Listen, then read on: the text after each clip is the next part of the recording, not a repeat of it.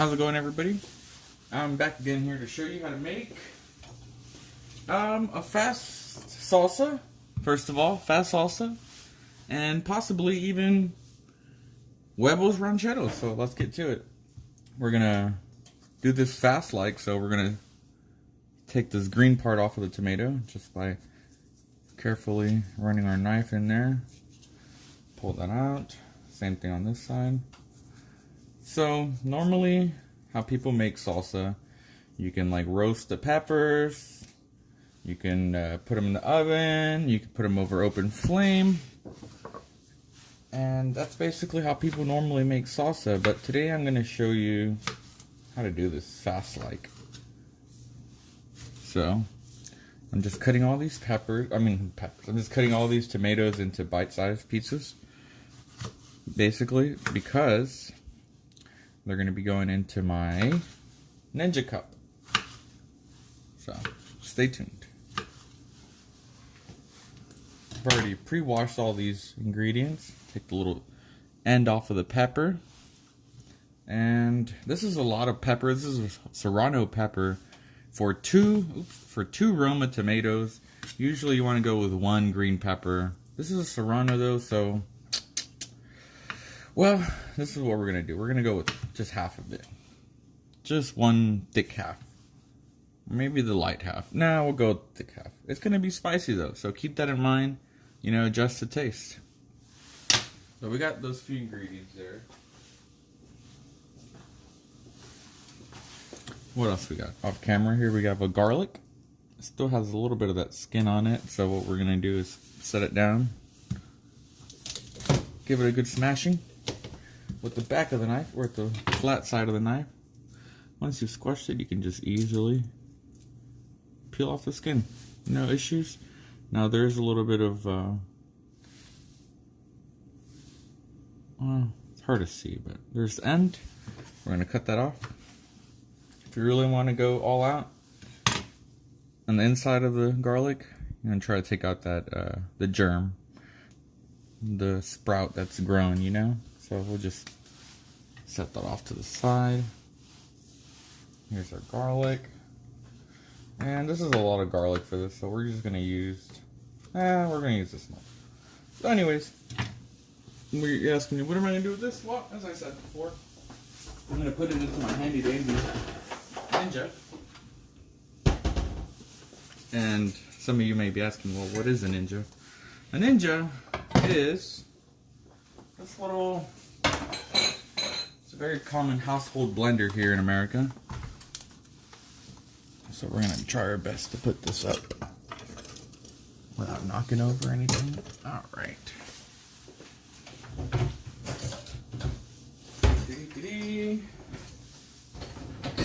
So, while I'm looking for this Ninja cup, bear with me. Well,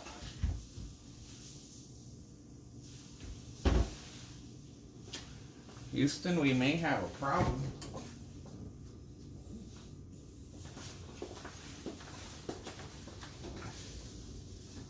Let me look at it with more carefully. Here's one component.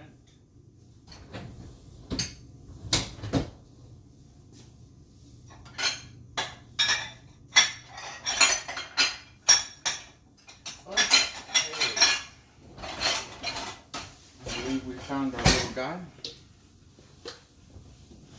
So here's our cup, and here's the blade. It's like a smoothie cup, but I usually use this for salsa.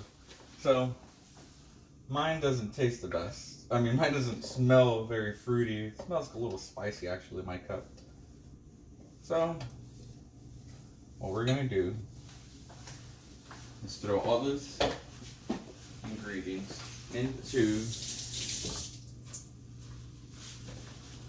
into the cup like this, and we're going to get ready to blend in a second. I did forget to add some onion, so I'm going to quickly add just a quick little sliver of onion in there. Onion is quite a crucial onion is quite a crucial ingredient to salsa, so try not to forget a little bit of onion in there too. So we got 2 Roman tomatoes, half of serrano, just a little bit of an onion. We're gonna go in with some water. That much water, that's probably a 1/4 cup. Smush this all down. And this is gonna be chunky, but we'll just see how we get it. What I wanna do is quick pulsings. Alright.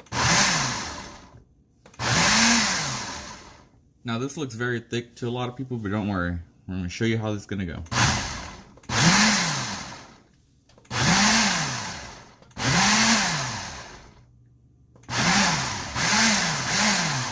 Alright, so blended well.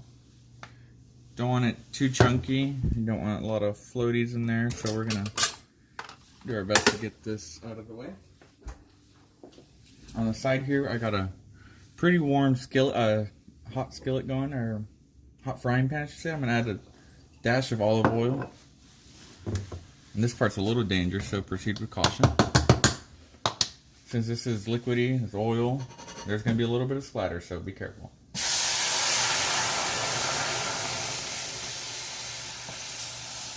Now you can avoid this by making sure your pan isn't as hot, or just not doing this at all. But hey, that's why I'm here working for you guys. I got y'all. So, as you can see, it's looking kind of foamy.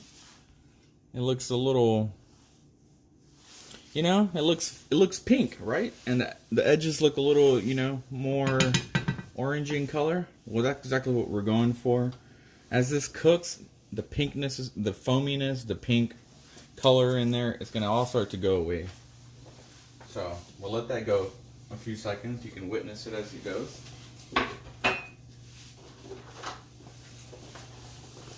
Beside here, I got my natural cage-free eggs, of course. You know, I mean, we don't always eat super clean like that, but hey, eggs are one of those things that are pretty affordable, pretty common, and easily obtainable, organic or not. So I suggest you, I don't know, you just try to get the best you can get. That's all I could try to suggest for everybody out there.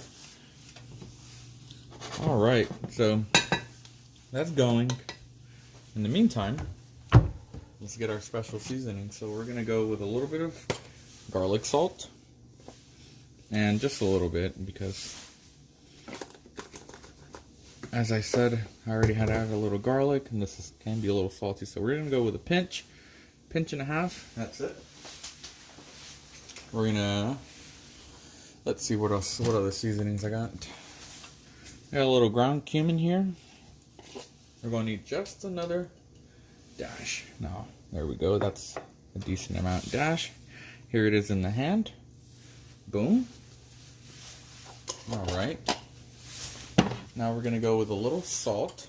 Optionally, you can go with chicken bouillon, but shh. Don't tell anybody I told you that. We're going to go with a little salt.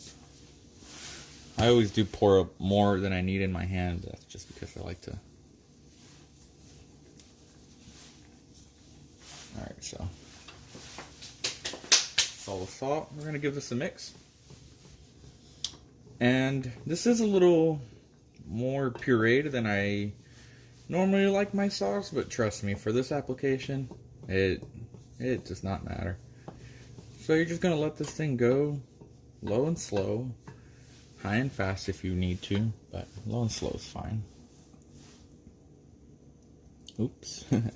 Can't get a better angle, I guess. Well,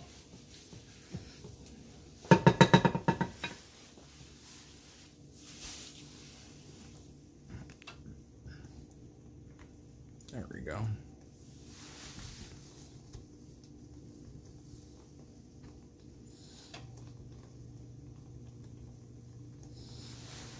Alright. You can see some of my little overspray here. Little seasonings and salt. Let's try to wipe that away. Careful, this is a hot surface. Well, anyways. You can see my sauce is getting down there. The pinkness, the foaminess is starting to go away. And you might ask yourself, do I need more water? Do I need less water? It's really up to you and how watery or not watery you like your salsa. I kind of like it like this. It's actually a pretty decent consistency. Now this isn't fully cooked, but I'm going to trust it for seasoning. So we're going to, ouch, add a little to our hand. And it definitely needs a little salt. So we're going to go with one more pinch. And the rest of that, might as well. Because it did kind of need it. And I guess taste and adjust this to your liking. I would also recommend even adding some cilantro leaves if you like, or somehow I manage to get salt all over the place every time I do this. Excuse that. Well, anyways, all right. So this is starting to pick up. It's a good sign. The foam is basically gone. So what we're gonna do now is turn it off. We're gonna turn it off. And we're gonna let it keep going. Slow and slow by itself. What I might do here now is do a little switcheroony for us.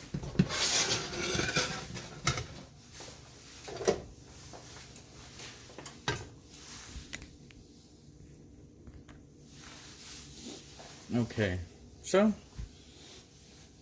now to proceed with the huevo rancheros, we're gonna go with our olive oil, and I'm sorry I use olive oil, but it's just what I have around, and I don't really mind it, so we'll go with our dash of olive oil, swirl it around, try to work fast because olive oil does burn. Go with our 2 eggs. Here goes our first one.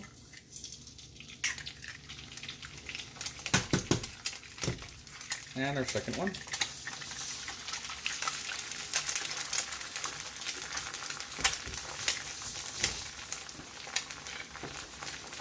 Now, depending on how you like your huevos rancheros, well, you know, this part isn't ultimately up to you on how well you cook these or how well you don't cook these. If you want them scrambled, if you want them over easy like this, if you want them however you like, you know. So right now, what I like to do is just try to make sure they're not sticking. That is hard to do sometimes, but as long as you got your heat going well, you should be okay. So let me scrape some of this excess egg off and just kind of incorporate that into the uncooked whites. Now what we're going to do, since they're basically done on one side, I'm going to scoot them to one edge very carefully, and I'm going to try to do this on camera. Alright, pray for me. Ready? 1, 2, 3. Alright, so we got one of them. One of them didn't really want to go, but that's okay. We're just going to let him be. And as you can see, I kind of did it too hard. It's kind of cracking, but hey, with this application, trust me, just do not touch anymore.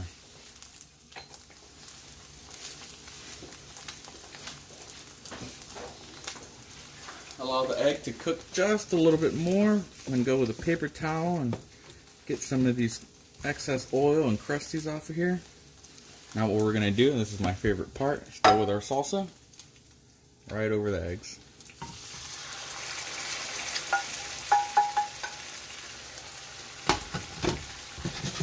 And we're going to let that cook on low, or I mean turn the heat off and just let it simmer a second. Go into my handy dandy fridge over here. There it is. A little piece of cilantro.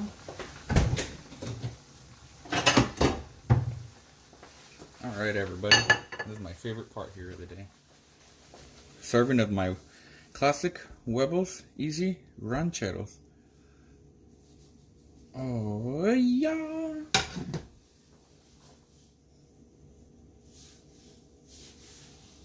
Alright everybody. Well, there you have it. Quick and easy huevos rancheros.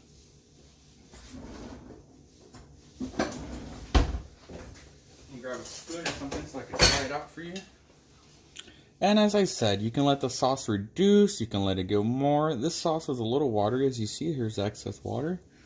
And my mouth is watering just thinking about this. So let's dig in, y'all.